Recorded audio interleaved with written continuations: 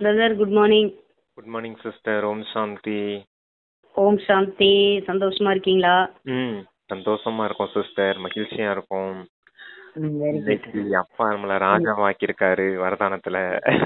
தலையில கிரீடம் வச்சுக்கோங்க, எப்பவும் சிம்மாசனத்துல அமர்ந்துருங்க அப்படின்னு சொல்லியிருந்தாரு. சூப்பரா இருந்துச்சு. சரி, இன்னைக்கு முரளி வாசிக்கலாம் சிஸ்டர். என் பிரதர் அப்பாவோட மகா வாக்கியங்களை கேட்போம். அதற்கான நாள் 24/5/2025 காலை முரளி பாப்தாதா மதுபன். ஓம் சாந்தி. இனிமையான குழந்தைகளே, அமிர்த வேளையில் தன்னுடைய அனைத்து சங்கல்பங்களையும் பூட்டி வைத்துவிட்டு ஒரு தந்தையை அன்போடு நினையுங்கள். தந்தையுடன் இனிமையிலும் இனிமையாக உரையாடுங்கள். So welcome to sweet heart to heart conversation with the supreme soul. அதான் ஆன்மீக உரையாடல் செய்யுங்க, அமிர்த வேலையில எந்திரிச்சு தந்தைய அன்பா நினைவு செய்யுங்க அப்படின்னு சொல்றாரு. எந்த நினைவுமே இருக்கக்கூடாது, எந்த வீணான சங்கல்பம் எதுவும் இருக்கக்கூடாது. எல்லாத்தையும் பூட்டில் போட்டு பூட்டி வச்சது மாதிரி, ஒரு பாக்ஸில் போட்டு பூட்டி வச்சது மாதிரி உங்க வீணான சங்கல்பம் மற்ற எல்லா சங்கல்பத்தையும் பூட்டி வச்சுக்கோங்க. தந்தையோடு இனிமையான உரையாடல் செய்யுங்க அப்படின்னு சொல்லியிருக்காங்க. Okay sister. கேள்வி கேட்கிறாங்க. குழந்தைகளாகிய உங்களின் ஒவ்வொரு விஷயத்திலும் பொருள் அடங்கி இருக்கிறது. யார் பொருள் நிறைந்த வார்த்தைகளை பேச முடியும்? பதில், யார் ஆத்ம உணர்வில் இருக்கிறார்களோ அவர்களே ஒவ்வொரு வார்த்தையும் பொருளுடன் பேச முடியும். பாபா சங்கமத்தில் உங்களுக்கு என்னென்ன கற்பிக்கின்றாரோ அது அனைத்திலும் பொருள் நிறைந்திருக்கிறது. தேக உணர்வில் வந்து மனிதர்கள் என்னென்ன பேசுகிறார்களோ அது அர்த்தமற்ற அனர்த்தமாக இருக்கிறது. அதனால் எந்த பலனும் இல்லை, நன்மையும் இல்லை. ஆத்ம உணர்வுல இருந்து பேசுனீங்கன்னா அந்த வார்த்தையில பொருள் இருக்கும் அப்படின்றத சொல்றாரு. தந்தை வந்து சங்கம யுகத்துல உங்களுக்கு என்னென்னலாம் பாடம் கற்பிக்கிறானோ அதுல எல்லாம் பொருள் இருக்குது அப்படின்னு சொல்றாங்க. மனிதர்கள் தேக உணர்வுல பேசுறாங்க. தேக உணர்வுல பேசும்போது எந்த வார்த்தையிலையும் பொருள் கிடையாது, அர்த்தமற்ற வார்த்தைகளா இருக்குது, அதுல எந்த வித நன்மையுமே இல்லை அப்படின்னு சொல்லியிருக்காங்க. Okay sister. பாடல். கண்ணில்லாதவர்களுக்கு வழிகாட்டுங்கள் பிரபுவே. ஓம் சாந்தி. இது அனைத்தும் பக்தி மார்க்கத்தின் பாடலாகும். உங்களுக்கு பாடல்களின் அவசியமில்லை, எந்த துன்பத்தின் விஷயமும் இல்லை. பக்தி மார்க்கத்தில் நிறைய துன்பங்கள் இருக்கிறது. பிராமணர்களுக்கு உணவளித்தல், இதை செய்தல், தீர்த்த யாத்திரைகளுக்கு செல்லுதல் என எத்தனை பழக்க வழக்கங்கள் உள்ளன. இங்கே அனைத்து துன்பங்களில் இருந்தும் விடுவிக்கிறார். இதில் எதுவும் செய்ய வேண்டியதில்லை. வாயில் சிவசிவ என்றும் கூற வேண்டியதில்லை. இப்படிப்பட்ட சட்டம் எதுவும் கிடையாது. இதனால் எந்த பலனும் கிடையாது. உள்ளுக்குள் நான் ஆத்மா என்று புரிந்து கொள்ள வேண்டும் என பாபா கூறுகிறார். அதாவது பக்தி மார்க்கத்துல பிராமணர்களுக்கு உணவு கொடுக்கறாங்க, தீர்த்த யாத்திரை போறாங்க, ஜபம் செய்யறாங்க, மந்திரம் சொல்றாங்க, சிவசிவான்னு சொல்றாங்க. அப்படிங்கிறது போல எந்த விஷயமும் இங்க உங்களுக்கு கிடையாது. உள்நோக்கு முகமா இங்க ஆத்மானு புரிஞ்சுக்கிட்டு பரமாத்மா தந்தையை நினைவு செய்தா மட்டும் போதும் அப்படிங்கறத சொல்றாரு. அதெல்லாம் துன்பகரமான விஷயமா இருக்குது. அதெல்லாம் ஏதோ வற்புறுத்தி ஒரு காரியம் செய்யணுமே அப்படிங்கறது மாதிரி செய்ய வேண்டியதா இருக்குது. இது அப்படி கிடையாது. உள்நோக்கு முகமா இருக்கிறது இது இனிமையான விஷயமா இருக்குது அப்படிங்கறத சொல்லியிருக்காங்க. Okay sister. அவ்வாறு பாபாவை நினைத்தால் உன் பாவங்கள் எரிந்து போகும். இதுவே யோக அக்னியாகும். இதன் மூலம் உங்களுடைய விகர்மங்கள் அழிந்து போகும். பிறகு வீட்டிற்கு திரும்ப போவீர்கள். வரலாறு திரும்ப நடக்கும். இது அனைத்தும் தனக்குத்தானே பேசிக்கொள்வதற்கான வழியாகும். தனக்குத்தானே பேசிக்கொண்டே இருங்கள். நான் கல்பகல்பமாக உங்களுக்கு இந்த வழிமுறைகளை கூறுகின்றேன் என பாபா கூறுகிறார். இந்த மரம் மெல்ல மெல்ல வளர்ச்சி அடையும் என அறிகிறீர்கள். இச்சமயத்தில் தான் மாயாவின் புயலும் வீசுகிறது. அப்பொழுது நான் வந்து குழந்தைகளாகிய உங்களை மாயாவின் பந்தனத்தில் இருந்து விடுவிக்கிறேன். கல்பமா வந்து உங்களுக்கு இந்த விஷயத்த சொல்றேன். அதுவும் இல்லாம மாயையின் பந்தனத்துல இருந்து இப்ப நான் உங்களை விடுவிக்கிறேன் அப்படிங்கறத சொல்றேன். ஏன்னா மாயையின் பந்தனம் இருந்துச்சு அப்படிங்கறத புரிஞ்சுக்க வேண்டியதா இருக்குது. ஏன்னா விகர்மங்கள் செய்து பாவ கணக்கை நிறைய உருவாக்கி வச்சிருந்தோம்.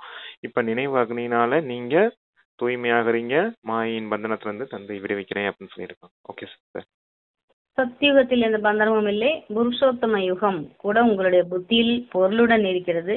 புருஷோத்தம யுகம்னா அந்த சங்கம யுகத்தை சொல்றாரு.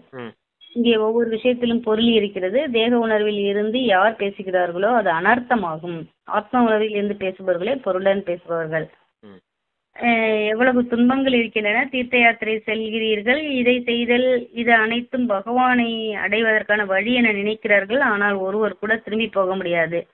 குழந்தைகள் ஆகிய நீங்கள் அறிந்துள்ளீர்கள். முதல் நம்பரில் உலகத்திற்கே அதிபதியாக லட்சுமி நாராயணன் இருந்தனர். அவர்களே தான் 84 பிறவிகளை எடுக்கிறார்கள் என தெரிவிக்கிறார். பிறகு மற்றவர்கள் எப்படி வழி விடுபட்டு போக முடியும்? அனைவரும் சக்கரத்தில் வருகிறார்கள் என்றால் கிருஷ்ணர் மட்டும் எப்படி எப்பொழுதும் நிலையாக இருக்கிறார் என்று கூற முடியும். ஆத்ம உணர்வுல இருந்து பேசும்போது தான் பொருள் இருக்கும். தேக உணர்வுல இருந்து பேசும்போது எந்த பொருளும் இருக்காது. அது வீணான வார்த்தைகளா இருக்கும். அது நன்மையற்ற வார்த்தைகளா தான் ஆயிடும் அப்படிங்கறத சொல்லியிருக்காரு. இந்த சக்கரம் கூட எப்படிப்பட்டதா இருக்குது அப்படின்னா, அனாதியான சக்கரமா இருக்குது. உள்ள யாரு வந்தாலும் திரும்பி போக முடியாது. தந்தையின் துணை இல்லாம, தந்தை தான் வந்து இறுதி நேரத்துல உங்களை அழைச்சிட்டு போகணும் அப்படிங்கறத சொல்றாரு. லட்சுமி நாராயணன் உலகத்துக்கே எஜமானர்களா இருந்தாங்க. அவங்க கூட பிறப்பிறப்பு சக்கரத்துல வராங்க அப்படின்னாலும் தனியா தந்தையின் துணை இல்லாம வீட்டுக்கு மறுபடியும் போக முடியாது அப்படின்றத சொல்றாரு. தந்தை எப்ப வராரோ அப்பதான் மொத்த பேத்தையும் அழைச்சுக்கிட்டு போவேன் அப்படின்றத சொல்றாங்க. பூண்டோட கைலாசம் அப்படின்னு சொல்லுவாங்க இல்லையா, அது போல பூண்டோட எல்லாரும் மொத்தமா தான் போக முடியும் அப்படிங்கறத சொல்றாரு. யாரும் தனிப்பட்ட முறையில மோட்சம் அடைஞ்சிட்டேன், முக்தி அடைஞ்சிட்டேன் அப்படிங்கறது மாதிரி எல்லாம் சொல்றாங்க இல்லையா, சாது சன்னியாசிகள் குருமார்கள் எங்க குரு எல்லாம் அப்படி ஆயிட்டாரு அப்படின்னு சொல்றாங்க இல்லையா, அது போன்ற விஷயங்கள்லாம் இங்க கிடையாது அப்படிங்கிறாரு. Okay sister. சார்ட் வைக்க சொல்றாரு. சார்ட் வைக்கிறதுக்கு வியாபாரிகளுக்கு நிறைய பந்தனம் இருக்கிறது, வேலைக்கு செல்பவர்களுக்கு அவ்வளவு பந்தனம் இல்லை. அவர்கள் தனது வேலையை முடிந்தது. வியாபாரிகளிடம் எப்போது வாடிக்கையாளர்கள் வந்தாலும் எடுத்துக் கொடுக்க வேண்டும். புத்தியோகம் வெளியே செல்கிறது, எனவே முயற்சி செய்து நேரத்தை ஒதுக்க வேண்டும். அமிர்த வேலை நல்ல நேரமாகும். அச்சமயம் வெளி எண்ணங்களை பூட்டி வைத்து விட வேண்டும். வேறு எந்த எண்ணமும் வரக்கூடாது. தந்தை நினைவில் இருக்க வேண்டும். பாபா ஞானக்கடல் பத்தித்த பாவனார் என பாபாவின் மகிமைகளை எழுத வேண்டும். அதாவது சார்ட் வைக்கணும். வியாபாரிகளுக்கு பிஸ்னஸ் பண்ணிட்டு இருப்பாங்க, இடையில டிஸ்டர்பன்ஸ் எல்லாம் இருக்கும் அப்படின்றத சொல்றாரு. ஆனா வீட்டில் இருக்கக்கூடிய தாய்மார்களோ மற்றவர்களுக்கும் அந்த மாதிரி பிரச்சனை இல்லை. அதாவது வேலைக்கு போறவங்க கூட பிரச்சனை இல்லை அப்படிங்கறத சொல்றாரு. ஏன்னா 8 மணி நேரம் ஒர்க்குன்னா 8 மணி நேரம் அவங்க ஒர்க்கை முடிச்சுட்டு வந்துருவாங்க வீட்டுக்கு. அப்புறம் தந்தை நினைவு செய்யறது அவங்களுக்கு ஈஸியா இருக்கும். ஆனா வியாபாரிகளுக்கு அப்படி இல்லை இல்லையா, காலையில சாயந்தரம் நைட்டு அந்த பிசினஸ் பத்தி யோசிச்சுட்டு இருக்க வேண்டியதா இருக்கும். அதனால நீங்க நினைவின் சார்ட் வைக்கணும். அமிர்த வேலையில எந்திரிச்சு நினைவு செய்யறது மிகவும் நல்லது அப்படின்னு சொல்லியிருக்காங்க. Okay sister. ஸ்ரீமத் படி நடக்கணும்னு சொல்றாரு. உயர்ந்த வழி மன்மனாபவாகும், வேறு யாரும் சொல்ல முடியாது. சம பிரதானத்திலிருந்து சதோ பிரதானமாக வேண்டும். கல்பம் கல்பமாக அந்த வழி நடக்கிறது. நினையுங்கள், விகர்மங்கள் விநாசமாக்கும். இது வசீகர மந்திரம் என்று சொல்லப்படுகிறது. பொருளுடன் நினைக்கும் பொழுதுதான் மகிழ்ச்சி ஏற்படும். தூய்மையான நிறைவு இருக்க வேண்டும். பக்தியில் கூட ஒரு சிவனின் பூஜை தூய்மையானது. பிறகு தூய்மையற்றவராகி பலரின் பக்தி செய்கிறார்கள். ஒருவரை மட்டும் பக்தி செய்தனர். அது அவர் ஒருவருடைய ஞானத்தை மட்டும் கேட்க வேண்டும். யாருடைய பக்தி செய்தீர்களோ அவரே வந்து இனிமேலும் இனிமையான குழந்தைகளே, இப்போது நான் வந்திருக்கிறேன், இந்த பக்தியின் பாகம் நிறைவடைகிறது என உங்களுக்கு புரிய வைத்துக் கொண்டிருக்கிறார். துவாபர யுகத்துல இருக்கும்போது நீங்க தான் முதல்ல சிவனுடைய பக்தி ஆரம்பிச்சீங்க. அத்வைத்த பக்தி அப்படின்னு சொல்லுவாரு. ஒருத்தரை மட்டும் நினைவு செய்யக்கூடிய பக்தி ஆரம்பிச்சீங்க. இப்ப அது துவைத்தமா மாறிச்சு. இப்ப மொத்தமா தூய்மையற்ற பக்தியா மாறி போயிடுச்சு. நீங்க யார முதல்ல அந்த ஒருத்தரை மட்டும் நினைவு செய்து பக்தி ஆரம்பிச்சீங்களோ அவரே நேரடியா வந்திருக்காரு. அவரே வந்து உங்களுக்கு ஞானம் கொடுக்கிறாரு அப்படிங்கிற அந்த குஷியும் இருக்கணும். அவர் காட்டக்கூடிய வழிப்படி நடந்து செல்லணும். அவர் தான் அந்த மன்மனாபவ மந்திரமும் கொடுத்திருக்காரு. அந்த மன்மனாபவ மந்திரத்தின் மூலமா தான் நீங்க தூய்மையற்ற நிலையில இருந்து தூய்மையாகிறீங்க அப்படிங்கறத சொல்லியிருக்காங்க. Okay sister. துவைதத்தில் வந்து விட்டீர்கள், அப்போது சிறு துக்கம் ஏற்படுகிறது. துவைதம் ஒரு தந்தை அனைவருக்கும் சுகம் கொடுப்பவர் அல்லவா. குழந்தைகளாக உங்களுக்கு மந்திரம் அளிக்கிறேன் என பாபா கூறுகிறார். மந்திரத்தை கேளுங்கள். இங்கே யாரும் தேகதாரி கிடையாது. இங்கே நீங்கள் பாப்தாதாவிடம் வந்துள்ளீர்கள். சிவபாபாவை உயர்ந்தவர் யாரும் இல்லை. பாரதம் தான் சொர்க்கமாக இருந்தது. லட்சுமி நாராயணின் ராஜ்யம் இருந்தது. அவர்களை யார் மாற்றியது? நீங்கள் அவர்களை பூஜித்துக் கொண்டு இருக்கிறீர்கள். மகாலட்சுமி யார் என யாருக்கும் தெரியவில்லை. மகாலட்சுமி உத்திரவில் யாராக இருந்தார், அவரை ஜெகதம்பா என்பதை குழந்தைகளாகி நீங்கள் அறிகிறீர்கள். தாய்மார்கள் வந்தே மாதரம் முழு உலகத்தின் மீது, நீங்கள் அனைவரும் தாய்மார்கள் வந்தே மாதரம் முழு உலகத்தின் மீது நீங்கள் உங்களது யுக்தியை கையாளுகின்றீர்கள். பாரத மாதா என்பது ஒருவரின் பெயர் மட்டுமல்ல. நீங்கள் அனைவரும் சிவனிடமிருந்து யோக பலத்தால் சக்தி அடைகிறீர்கள். சக்தி அடைவதில்தான் மாயா இடையூறு செய்கிறது. அதான் தந்தை யோக பலத்தின் மூலமா தான் நீங்க தந்தை கிட்ட இருந்து சக்தி அடைகிறீங்க. மாயை அதன் மூலமா தொந்தரவு மாயை அந்த யோகத்துலதான் இடையூறு செய்கிறது அப்படின்றத சொல்லியிருக்காங்க. நம்ம யோகத்துல இருக்கும்போது தானே தேவையில்லாத சங்கல்பம்லாம் வருது. அதனாலதான் சொல்றாரு, அதனாலதான் மாயை தொந்தரவு செய்து யோகத்துல இருக்கும் போது அப்படின்னு சொல்லியிருக்காரு. இப்ப அந்த லட்சுமி கூட யாரா இருக்காங்க அப்படின்னா, அவங்க முந்தின பிறவில யாரா இருந்தாங்க, ஜெகதம்பா சரஸ்வதியா இருந்தாங்க இல்லையா அப்படிங்கறத சொல்லியிருக்காங்க. அதாவது பிராமணர்கள் ஆகாம தேவதைகளா ஆக முடியாது. அந்த தேவதைகள் யாருன்னு இப்பதான் தந்தை உங்களுக்கு புரிய வைக்கிறார். நீங்க தந்தை கிட்ட ஞானம் கேட்டு தூய்மையாகிறீங்க இல்லையா, தூய்மையானீங்கனாலே நீங்க தேவதையா மாறிடுவீங்க அப்படிங்கிறதுக்காக அந்த விஷயத்தெல்லாம் சொல்லியிருக்காரு. Okay sister. பாண்டவர்களுக்கும் கௌரவர்களுக்கும் யுத்தம் நடைபெறவில்லை, அவர்களுடையது தங்களுக்குள்ளேயே யுத்தமாகும். மனிதர்கள் சண்டையிட்டுக் கொள்ளும் பொழுது 1 அடி 2 அடி நிலத்திற்காக கழுத்தை வெட்டிக் கொள்கிறார்கள். இவ்வாறு நாடகம் நிச்சயிக்கப்பட்டிருக்கிறது. இது ராவணராஜ்யம், ராமராஜ்யத்திற்கு போக வேண்டும், அங்கே அளவற்ற சுகம் இருக்கிறது. குழந்தைகளாக உங்களுக்கு இப்பொழுது ஞானம் கிடைத்திருக்கிறது, அங்கு துக்கத்தின் பெயர் அடையாளம் கூட இருக்காது. இப்படிப்பட்ட ராஜ்யத்தை தருகிறார் என்றால் குழந்தைகள் எவ்வளவு முயற்சி செய்ய வேண்டும், குழந்தைகளே கலைப்படையாதீர்கள் அப்படின்னு சொல்றாரு. அதான் துக்கம் இங்க எல்லாம் துக்கமா தான் இருக்குது. 1 அடி நிலத்துக்கு கூட சண்டையிட்டு கழுத்தெல்லாம் வெட்டிக்கிறாங்க அப்படிங்கிறத சொல்றாரு. எங்க இந்த ராவண ராஜ்யத்துல கலியுகத்துல. ஆனா இது துக்கதாமமா இருக்குது அப்படிங்கிறத சொல்றாரு. அது சுகதாமமா இருக்குது சொர்க்கம். அங்க பாருங்க எவ்வளவு பெரிய அரண்மனையில வாழ போறீங்க, எவ்வளவு ஆஸ்தி கிடைக்க போதும், முழுமையான சுகத்துல இருப்பீங்க அப்படின்னு சொல்றாரு. சுக துக்கத்தின் விளையாட்டு அதுக்காக சொல்றாங்க. இப்ப நீங்க துக்கத்துல இருந்து சுகத்துக்கு போக போறீங்க அப்படிங்கிறதுக்காக சொல்றாங்க. Okay sister. இப்போது நடிப்பு முடிய போகிறது. நான் பிந்துவாக இருக்கின்றேன். இங்கே நடிப்பதற்காக வந்திருக்கிறோம். என்னை நினைத்தால் விகர்மங்கள் அழியும். ஆத்மாவில் தான் பதிகிறதல்லவா. சரீரம் இங்கே அழிந்து போகும். மனிதர்கள் ஏதாவது பாவகர்மம் செய்தால் தனது உடலை அழித்துக் கொள்கிறார்கள். ஆனால் இதனால் எந்த பாவமும் அழிவதில்லை. பாவ ஆத்மா என்று கூறப்படுகிறது. சாது சன்னியாசி போன்றவர் ஆத்மாவில் எதுவும் ஒட்டாது, ஆத்மாவே பரமாத்மா என்று கூறிவிடுகிறார்கள்.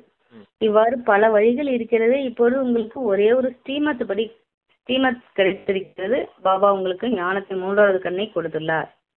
முன்பு ஈஸ்வரனை பற்றி அறிந்திருக்கவில்லை. சக்தி சக்கரம் எவ்வாறு சுழல்கிறது, ஆத்மா எவ்வாறு சிறியதாக இருக்கிறது, ஆத்மாவை பற்றி அறிய வைக்கிறார். ஏன்னா உங்களுக்கு ஆத்மாவை பத்தியும் தெரியாது, பரமாத்மாவை பத்தியும் தெரியாது. பாவ புண்ணியம் ஆத்மால ஒட்டுதுன்னு தெரியாது. ஆத்மா நிர்லேப்புன்னு சொல்லிட்டாங்க அவங்க. தந்தை சொல்றாரு ஆத்மாலதான் பாவ புண்ணியங்கள்லாம் ஒட்டுது.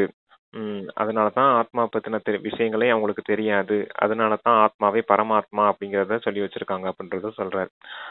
அப்ப தந்தை தான் உங்களுக்கு முழுமையான ஞானத்தை சொல்றேன் அப்படின்னு சொல்றாரு. ஆத்மா தனிப்பட்டது, அது சத்துவ ரஜோ தமோ நிலையில இறங்கி வரதா இருக்குது. பரமாத்மா எப்பவும் சத்துவ நிலையில இருக்கக்கூடியவரா இருக்காரு. மீண்டும் நீங்க தமோ நிலையை அடைஞ்சதுக்கு அப்புறம் சத்துவ நிலையை மாத்துறதுக்கு ஒருத்தர் வேணும் இல்லையா. அதுக்காகத்தான் தந்தை உங்களை அந்த தமோ பிரதான நிலையிலிருந்து சத்துவ பிரதானம் ஆக்குறதுக்காக வந்திருக்கேன். இந்த விஷயத்தெல்லாம் இப்பதானே நீங்க தெரிஞ்சுக்கிட்டீங்க அப்படிங்கறத சொல்றாரு. Okay sister. இது அதே மகாபாரத போர் தான். பிறகு இது போன்ற சண்டைகள் நடக்காது. குழந்தைகளாக உங்களுக்காக நிச்சயம் புது உலகம் வேண்டும். புது உலகம் இருந்ததல்லவா. பாரதம் சொர்க்கமாக இருந்தது. 5000 வருடம் ஆயிட்டு. லட்சக்கணக்கான வருடம் கிடையாது. லட்சக்கணக்கான வருடம் ஆகியிருந்தால் மனிதர்களை எண்ண முடியாமல் போயிருக்கும். அவ்வளவு மக்கள் தொகை இல்லை எனும் பொழுது இத்தனை வருடங்கள் எப்படி ஆக முடியும் என்பது கூட எந்த புத்தியிலும் இல்லை. ஆமா, அதாவது 5000 வருஷம் தான் டிராமா மொத்தமா. ஆனா அவங்க லட்சக்கணக்கான வருஷங்கள் அப்படின்னு சொல்லிட்டாங்க இல்லையா. அப்ப இந்த விஷயம் கூட எப்படிப்பட்டதா போயிருச்சு, தவறா போயிருச்சு. அப்போ 5000 வருஷத்துலயே இவ்வளவு மக்கள் தொகை வந்திருக்குன்னா லட்சக்கணக்கான வருஷங்கள்னா எவ்வளவு மக்கள் தொகை வந்திருக்கும். கொஞ்சம் கூட யோசிக்கிறது கிடையாது இந்த விஷயத்த அவங்க அப்படிங்கறத சொல்லியிருக்காரு. Okay sister. பாபா ஞானத்தின் அத்தாரிட்டி. எனவே குழந்தைகளை நீங்கள் புரிய வைக்கலாம். நிச்சயமாக அவர் ஞானம் சொல்லியிருப்பார். ஞானத்தினால் தான் சத்கதி கிடைக்கிறது. இதில் பிரேரணைக்கான விஷயம் எதுவும் இல்லை. எப்படி இப்போது வந்திருக்கிறேனோ அவ்வரே கல்பகல்பமாக வருகிறேன் என பாபா கூறுகிறார். கல்பத்திற்கு பிறகு கூட மீண்டும் அனைத்து குழந்தைகளையும் சந்திப்பார். நீங்களும் இவ்வாறே சக்கரத்தில் சுழல்கிறீர்கள், ராஜ்யத்தை அடைகிறீர்கள், பிறகு இழக்கிறீர்கள். இது எல்லையற்ற நாடகம். தந்தை தான் ஞான கடலா இருக்காரு, சத்கதி கொடுக்கக்கூடிய வள்ளலா இருக்காரு. கல்பமா உங்களுக்கு ஆஸ்தியை கொடுக்கறாரு, மீண்டும் உங்களை தூய்மையாக்குறேன் அப்படிங்கறத சொல்லியிருக்காரு.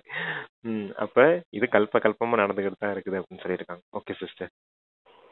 ஆத்மா எப்படி சரீரத்தை எடுக்கிறது, மேலும் அதன் பாகத்தை நடிக்கிறது என குழந்தைகளாக நீங்கள் அறிகிறீர்கள். இப்போது மீண்டும் திரும்பி போக வேண்டும். இந்த பழைய உலகம் முடிய போகிறது. எவ்வளவு எளிய விஷயம். பாபா குப்தமாக வந்திருக்கிறார் என குழந்தைகளாக நீங்கள் அறிகிறீர்கள். கோணி பைக்குள் இறைவனை பார்த்தார். இப்போது பார்த்தார் என்று சொன்னாலும் அறிந்து கொண்டார் என்று சொன்னாலும் விஷயம் ஒன்றுதான். கோணி பைக்குள்ள இறைவனை பார்த்தார் அப்படின்னாலும் ஒண்ணுதான், இல்லாட்டி அறிந்து கொண்டார் அப்படிங்கறதும் ஒண்ணுதான் அப்படிங்கறத சொல்றார். அதாவது பிரம்மாவுடைய சரீரத்துல பரமாத்மா இருக்காரு நம்ம புரிஞ்சுக்கிட்டோம் இல்லையா, அப்படின்னு புரிஞ்சுக்கிட்டோம் இல்லையா, அத சொல்றாரு அப்பா. அப்படி ஓகே சிஸ்டர். கோணி பையனோட என்ன வித்தியாசமா சொல்றாருன்னு நினைச்சுக்கிறாதீங்க. இல்ல கோணி அதான் பைங்கிறது பிரம்மாவுடைய அதான் உடல். சொல்றாரு. பிரம்மா பிரம்மா உடம்ப சொல்றாரு. பிரம்மா உடல், உள்ள இருக்குது பரமாத்மா. பரமாத்மா தான் பிரம்மா வாயை பயன்படுத்தி ஞானம் சொல்றார் அப்படின்னு புரிஞ்சுக்கணும். அதுக்காக சொல்றாங்க. Okay sister.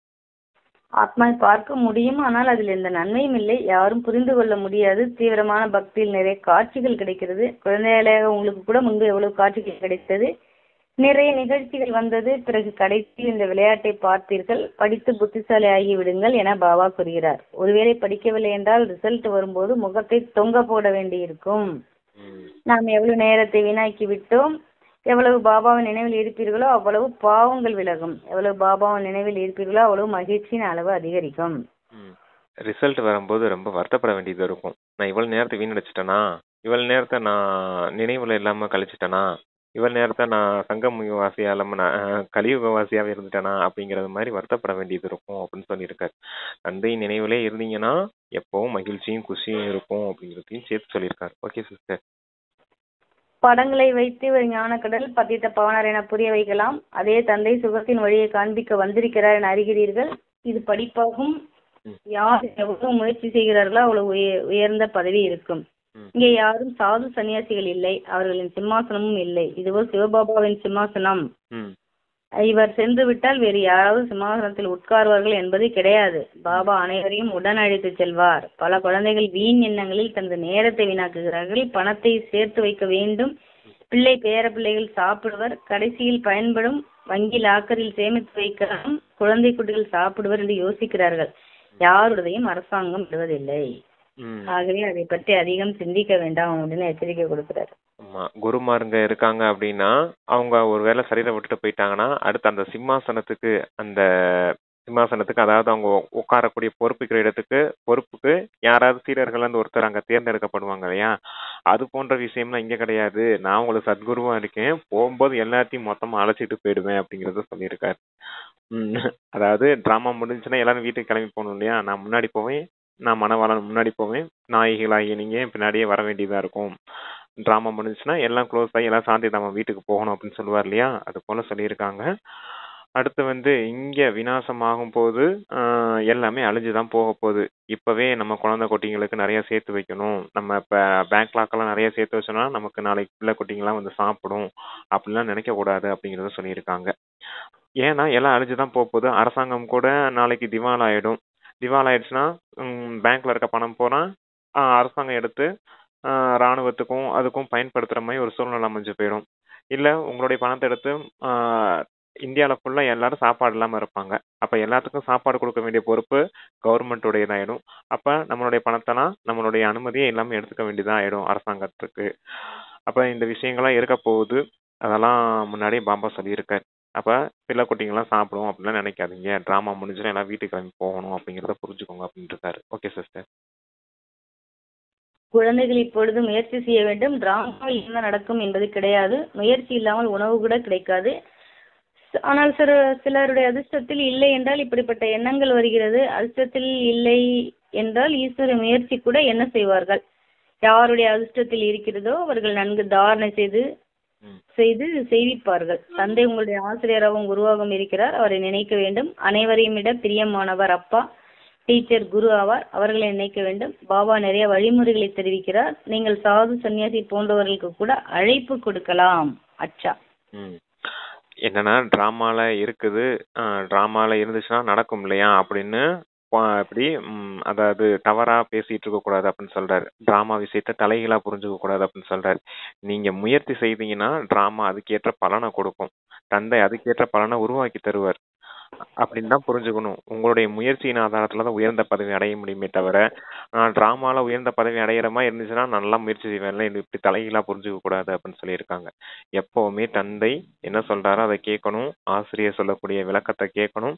சத்குரு கொடுக்கக்கூடிய ஸ்ரீமத் படி நடக்கணும். எப்பவும் தந்தை, ஆசிரியர், சத்குரு இந்த 3 பேரின் நினைவுல இருந்தீங்க அப்படின்னாலே போதும் அப்படிங்கிறத சொல்லியிருக்காங்க.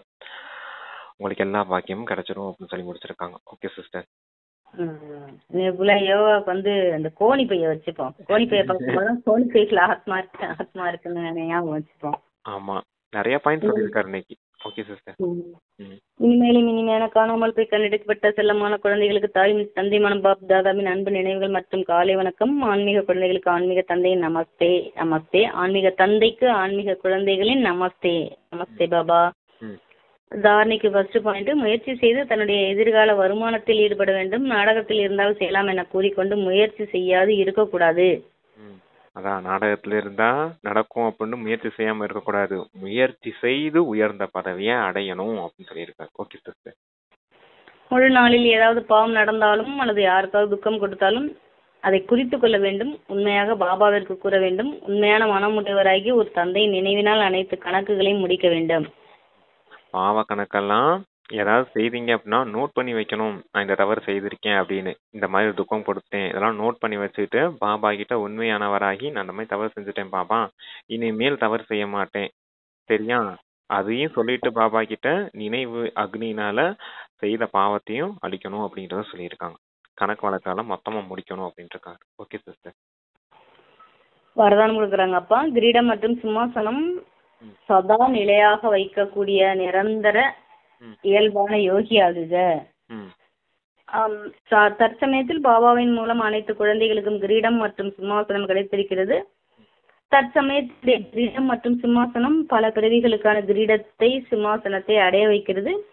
உலக நன்மைக்கான பொறுப்பின் கிரீடம் மற்றும் பாப்தாதாவின் இதய சிம்மாசனம் சதா நிலையாக இருந்தால் நிரந்தரமாக இயல்பான யோகி ஆகிவிடலாம். அவர்கள் எந்த விதமான முயற்சி செய்வதற்கான விஷயம் இல்லை. ஏனெனில் முதலாவது தொடர்பின் நெருக்கம் இருக்கிறது. எங்கு அனைத்தும் நிறைந்திருக்கிறதோ அங்கு இயல்பான நினைவு இருக்கும். இப்ப தற்சமயத்துல அப்படிங்கிறது சங்கமயத்துல உங்களுக்கு கிரீடமும் கிடைச்சிருக்குது, சிம்மாசனமும் கிடைச்சிருக்குது அப்படின்னு சொல்றாரு. அது என்ன கிரீடம் கிடைச்சிருக்குது? விஸ்வ கல்யாணக்காரி அப்படிங்கிற பொறுப்பு கிரீடம் கிடைச்சிருக்குது. அது சேவையின் கிரீடம், சேவையின் பொறுப்பு கிரீடம்னு புரிஞ்சுக்கோங்க. அந்த பொறுப்பு கிரீடத்தை தலையில வச்சுக்கோங்க. ரெண்டாவது, யார் அந்த பொறுப்பு கிரீடத்தை தலையில சுமக்குறாங்களோ கண்டிப்பா பாப் தாதாவோட இதய சிம்மாசனத்துல கண்டிப்பா உட்கார்ந்துருப்பாங்க. கிரீடம் சிம்மாசனம் ரெண்டுமே சங்கமயத்துல கிடைச்சிருக்குது. இதை ரெண்டையும் யார் கரெக்டா பயன்படுத்துறாங்களோ அவங்க எதிர்கால ராஜ்ய சிம்மாசனத்துல கண்டிப்பா அமர்வாங்க. அந்த ராஜ்ய சிம்மாசனம் கூட எப்படி இருக்குது, 21 பிறவிக்கு இருக்குதுன்னா 21 பிறவியிலையும் அந்த ராயல் ஃபேமிலிஸ்லேயே வருவாங்க. துவாபர கலியுகத்துல கூட ராஜாக்களா இருந்தது கூட நம்ம தான். யார் இந்த சேவையின் கிரீடத்தையும் பாப்தாதாவோட இதய சிம்மாசனம் இடம் பிடிக்கிறாங்களோ அவங்க பல பிறவிகளுக்கு அந்த ராஜா போஸ்ட்லயே உட்காந்துருப்பாங்க இல்லையா, அப்படிங்கிறதுக்காக அதை சொல்லியிருக்காங்க. அப்ப இவங்க இந்த மாதிரி இந்த சங்கமயத்துல பொறுப்பு கிரீடத்தையும் பாப்தாதாவோட இதய சிம்மாசனத்துல இருக்கிறதுனால எப்பவும் அவங்களுக்கு பாபாவின் நெருக்கம் அந்த தொடர்பு இருக்கிற காரணத்தினால எந்தவித கடின உழைப்புமே இருக்காது, பெருசா முயற்சி செய்ய வேண்டிய அவசியமே இருக்காது. ஏன்னா நெருக்கமா இருக்காங்க. எப்பவுமே அவங்களுக்கு இயல்பான யோகியா நிரந்தர யோகியாவே இருப்பாங்க அப்படின்னு சொல்றாரு. எங்க அந்த நெருக்கம் இருக்குதோ அவங்க அனைத்து கஜானாக்களிலும் நிரம்பியவர்களாகவும் இருப்பாங்க அப்படின்னு சொல்லியிருக்காங்க. Okay sister. ஸ்லோகன் கொடுக்குறாங்க அப்பா. தெளிவான புத்தியின் மூலம் திட்டத்தை நடைமுறையில் கொண்டு வந்தால் வெற்றி அடங்கி இருக்கும். Use your plain intellect to put your plans into practice because success is merged in that. அதுலதான் சக்சஸ் அடங்கி இருக்கு. பிளைன் இன்டெலெக்ட் யூஸ் பண்ணுங்க. Use your plain intellect to put your plans into practice because success is merged in that. அதுலதான் வெற்றி அடங்கி இருக்கு. எதுல? தெளிவான புத்தியின் மூலம் திட்டத்தை நடைமுறையில் கொண்டு வருவதன் மூலம். ஆமா, எது பண்ணாலும் பிளான் பண்ணி பண்ணுங்க அப்படின்னு சொல்லுவாங்க இல்லையா, அது போல சொல்றாரு. எது பண்ணாலும் தெளிவான புத்தியோட கரெக்டா பிளான் பண்ணி பண்ணீங்கன்னா அதுல கண்டிப்பா வெற்றி அடங்கியிருக்கும் அப்படின்னு சொல்லியிருக்காரு. Okay sister. Start for the day பாப்பா இன்னைக்கு. சிஸ்டர் அவ்யக்த சமிக்கை. அவ்யக்த சமிக்கை இருக்கா? ஓகே. அவ்யக்த சமிக்கை. ஆன்மீக கௌரவத்தையும் தூய்மையின் ஆளுமையையும் கையாளுங்கள். இந்த மந்த் ஃபுல்லாவே இந்த ஆன்மீக கௌரவம் தூய்மையின் ஆளுமை தானே சொல்லியிருக்காங்க. Purity, personality, royalty. Purity, personality, royalty. துக்கம் அசாந்தி உருவாகுவதற்கான காரணம் தூய்மையற்ற தன்மையாகும். எங்கு தூய்மையற்ற தன்மை இல்லை என்றால் அங்கு எங்கிருந்து துக்கம் அசாந்தி வர முடியும்? நீங்கள் அனைவரும் பத்தித்த பாவனார், தந்தையின் குழந்தைகள், மாஸ்டர் பத்தித்த பாவனராக உள்ளீர்கள். எனவே யார் மற்றவர்களை தூய்மையற்ற நிலையிலிருந்து தூய்மையாக்க கூடியவராக இருக்கிறார்களோ அவர்கள் இயல்பாகவே தூய்மையாக தான் இருப்பார்கள். அப்படிப்பட்ட தூய்மையான ஆத்மாக்களிடம் சுகம் மற்றும் அமைதி இயல்பாகவே இருக்கும். அனைத்தையும் விட பெரியதிலும் பெரிய மகான் தன்மை என்பது தூய்மையாவதாகும். இன்றும் கூட இந்த மகான் தன்மைக்கு முன்னால் அனைவரும் தலை வணங்குகிறார்கள். எங்க தூய்மையற்ற தன்மை இருக்குதோ அங்க கண்டிப்பா துக்கமும் அசாந்தியும் இருக்கும் அப்படின்னு சொல்லியிருக்காரு. தூய்மையற்ற தன்மை இருக்கிற இடத்துல துக்கமும் அசாந்தியும் இருக்கும். நீங்க எல்லாம் யாரா இருக்கீங்க? பதித்த பாவனரின் தந்தையின் குழந்தைகள், மாஸ்டர் பதித்த பாவனரா இருக்கீங்க. நீங்க எல்லாரும் என்ன செய்றீங்க? தூய்மையற்றவர்களை நீங்களும் தூய்மையாக்கக்கூடிய சேவை செய்றீங்க. நீங்க எப்ப மற்றவர்களை தூய்மையாக்குறீங்களோ அப்ப நீங்க இயல்பாவே தூய்மையா தான் இருப்பீங்க. அப்ப தூய்மை எங்க இருக்குதோ கண்டிப்பா சுகம் சாந்தி இருந்தே இருக்கும் அப்படின்னு சொல்லியிருக்காரு. தூய்மை இருக்கிற இடத்துல சுகம் சாந்தி இருந்தே இருக்கும். அப்ப புண்ணிய காரியமும் செய்றீங்க, சுகம் சாந்தி உடையவராகுறீங்க, தூய்மையாகவும் ஆகுறீங்க அப்படின்னு சொல்லியிருக்காரு. இந்த தூய்மை தான் மகான் தன்மை அப்படின்னு சொல்றாரு. இன்றைக்கு கூட இந்த தூய்மைக்கு முன்னாடி தான் எல்லாரும் தலை வணங்குறாங்க அப்படின்னு சொல்லியிருக்காரு. தூய்மை தான் தாய் குணம், உயர்ந்த குணம். இந்த உலகத்துல பாருங்க யாருகிட்டயுமே தூய்மை இல்லை. ஆனா நீங்க அந்த தூய்மையின் ஆளுமையில, அந்த பர்சனாலிட்டியில, ஆன்மீக ராயல்ட்டியோட இருக்கீங்க தானே அப்படிங்கிறத கேட்டிருக்காரு. ஓகே சிஸ்டர், கேளுங்க. நல்லா இருக்கு வைத்த சமிக்கை. தூய்மையான மகான் தன்மைக்கு முன்னாடி வணங்குறாங்க அப்படின்னு சொல்லி சொல்றாரு. நல்ல நமக்கு நல்ல டைமுக்கு வந்து தூய்மைனா என்ன, ஆத்மானா என்ன எல்லாம் நல்லா எடுத்து சொல்லிட்டாரு. நம்மள எந்த நிலையில நம்மளே நமக்கு நல்ல தைரியமா நிக்கிற மாதிரி நமக்கு அப்பா நல்ல நல்ல ஒரு வழிகாட்டியா வந்திருக்காரு. ரொம்ப ரொம்ப நன்றி பாபாவுக்கு. இந்த பார்க்கும்போது ஓகே பிரதர், நமக்கு வந்து தாட் ஃபார் த டே என்ன பார்க்க போறோம்னா, அந்த சூட்சும உடல் தேக உடல் தான். நமக்கு சூட்சும உடல் ஸ்தூல உடல் ரெண்டுமே நமக்கு தெரியும் இல்லைங்களா? சூட்சும உடலுக்கு வந்து சம்பந்தப்பட்ட குணங்கள் வந்து அன்பு, அமைதி, ஆனந்தம், ஆரோக்கியம், ஞானம், சக்தி, கலைகள். அது வந்து ஸ்தூல உடலுக்கு சம்பந்தப்பட்ட குணங்கள் வந்து வெறுப்பு, கோபம், பற்று, பேராசை, அகங்காரம், இதெல்லாம் வந்து ஸ்தூல உடல் சம்பந்தப்பட்டது. சூட்சும உடல் நமக்கு வந்து ஆத்ம உணர்வோட சம்பந்தப்பட்டிருக்கும். ஸ்தூல உடல் வந்து தேக உணர்வோட சம்பந்தப்பட்டிருக்கும். இப்போ வந்து மனிதர்கள் வந்து நம்ம ஆத்மாக்கள் பொதுவா பார்க்கறத விட இதை விட பழகிறவங்க கூட இருக்கவங்க நம்ம இன்னும் மோஸ்ட்லி ஒரு 90% எப்படி நம்ம ஆத்மாக்கள் பழகுறாங்க, இருக்கிறாங்க, பேசுறாங்கன்னு பார்த்தோம்னா அவங்க வந்து இந்த தேக உணர்வுல வந்து இப்போ ஒருத்தர் எடுத்துக்கோமே, யாரோ ஒருத்தர் நம்ம பக்கத்து விடவோ இதை விட யாரோ ஒருத்தர் எடுத்துக்கோமே, அவங்க வந்து எப்பவுமே தேக உணர்வுலயே இருந்து வெறுப்பு, பொறாம, குற்றம் கண்டுபிடிக்கிறது, குறை கண்டுபிடிக்கிறது, இவங்க மேல என்ன சொல்லலாம், அப்படி இப்படி இது இந்த மாதிரி குணத்தோடையே பழகிட்டே அந்த குணத்தையே தூண்டி விட்டுட்டே இருக்கிறாங்கன்னு வச்சுங்களேன். ஒரு டைம் வரும்போது அவங்க வந்து இந்த குணம் வந்து ரொம்ப சீக்கிரம் தன்னையும் வந்து அழிச்சிடும். நம்ம எடுத்துக்கிட்டோம்னா நம்மள நமக்கும் அதை அழிக்கும். இல்லை நம்ம எடுத்துக்காம விட்டுட்டு போயிட்டு ஆத்மாவோட விட்டுட்டு சுபபாவனோட விட்டு போயிட்டோம்னா நமக்கு ஒண்ணும் கிடையாது. ஆனா ஒரு காலகட்டத்துல இதே குணங்கள், அந்த எதிர்மறை தேவையில்லாத அந்த எண்ணத்துல வர்ற அந்த எதிர்மறை குணங்கள் எல்லாம் வந்து டெவலப் ஆகிக்கிட்டே வந்துட்டே இருக்கிறாங்கன்னு வைங்களேன். ஒரு காலகட்டம் வரும்போது அவங்க வந்து இப்போ அவங்களுக்கே வெறுப்படைஞ்சிடும், இன்னும் இருக்கக்கூடாது, நிறுத்திடுவோம் அப்படின்னு சொல்லிட்டு நிறுத்துறாங்க. நிறுத்தணுங்கிற முடிவு வந்துட்டு நிறுத்தும் போது என்ன செய்வோம்னா, அவங்க நிறுத்தணும்னு நினைச்சாலும் அவங்களால நிறுத்த முடியாது. ஏன்னா அவங்க வந்து நிறுத்தணும்னு நினைப்பாங்களே, நிறுத்தினாதான் நிம்மதியா இருக்கலாம், இந்த மாதிரி இதெல்லாம் நமக்கு அவங்களுக்கு அது உணர்த்துமா அந்த உடலை. அவங்களுக்கு அவங்க நினைக்கப்பாங்களாம் ஒரு காலகட்டத்துல கண்டிப்பா இதை நிறுத்திதான் ஆகணும் அப்படின்னு. ஆனா அவங்களால வந்து நிறுத்த முடியாதான். ஏன்னா அந்த சூட்சும உடல் ஃபுல்லா ஃபில் ஆயிடுச்சு இல்லைங்களா அந்த குணம். அப்ப அந்த காலகட்டத்துல போய் அந்த சூட்சும உடலே அவங்களை என்ன செய்யுமா, கொத்துமா, போய் பேசு பேசு பேசு பேசுன்னு ரொம்ப வந்து அந்த இடத்துல வந்து ரொம்ப துன்பத்துக்கு ஆளான மாதிரி அவங்களுக்கு ஒரு நிலைமை வருமா. அப்போ வந்து அவங்க தலையெழுத்து அவங்களாலேயே எழுதிக்கிறாங்க. அந்த அப்போ வந்து அவங்க வந்து நிறுத்த முடியாது இல்லையா, ஃபில் ஆயிடுச்சு, கண்டெய்னரே கிடையாது. அந்த கண்டெய்னர் ஃபுல்லா ஃபில் ஆயிடுச்சு. இந்த குணமே எந்த குணம், தேக உணர்வால வர அந்த வெறுப்பு, கோபங்கிற குணம் ஃபில் ஆயிடுச்சு. அதுவே அந்த சூட்சும உடல் ஃபுல்லா நொம்பி ஆயிடுச்சுன்னா இவங்க நிறுத்தணும்னு நினைச்சா கூட அந்த சூட்சும உடல் போய் அவங்களுக்கு கொத்துமா, பேசு பேசு பேசுன்னு. அப்பவும் நமக்கு வந்து என்ன ஆகுமா, தாழ முடியாத அந்த நோய் பட்டு நம்ம விழுந்துருவாங்களாம் அந்த மாதிரி டயத்துல.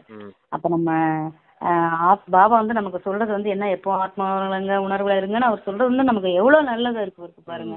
யாரு பார்த்தாலும் டக்குன்னு நம்ம வந்து உள் உடம்புக்கு வந்துட்டு நம்ம வந்து சுபபாவனை வச்சுட்டு நம்ம அதை காலை கூட வாங்கிக்காம வர்றது நல்லது அப்படின்னு ஒரு தாட். Okay sister, super. அது அப்ப தமோ பிரதானமா ஆனவங்க எல்லாருமே அந்த மாதிரி கருப்பா இருக்கும் அந்த சூட்சும சரீரம் ஃபுல்லா. ஆமா.